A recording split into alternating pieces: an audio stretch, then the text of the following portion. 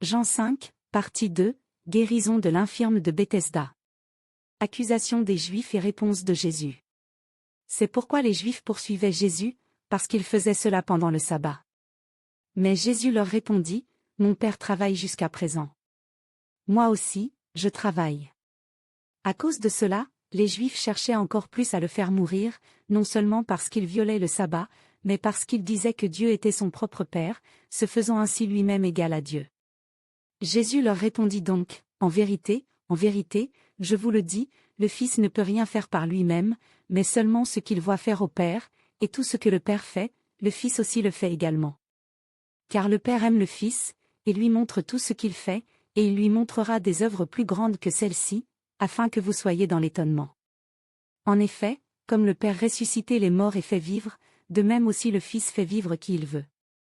De plus le Père ne juge personne, mais il a remis tout jugement au Fils, afin que tous honorent le Fils comme ils honorent le Père. Celui qui n'honore pas le Fils n'honore pas le Père qui l'a envoyé. En vérité, je vous le dis, celui qui écoute ma parole, et qui croit à celui qui m'a envoyé, a la vie éternelle et ne vient pas en jugement, mais il est passé de la mort à la vie. En vérité, je vous le dis, l'heure vient et c'est maintenant où les morts entendront la voix du Fils de Dieu, et ceux qui l'auront entendu vivront.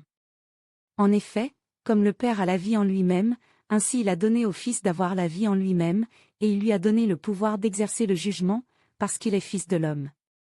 Ne vous en étonnez pas, car l'heure vient où tous ceux qui sont dans les tombeaux entendront sa voix.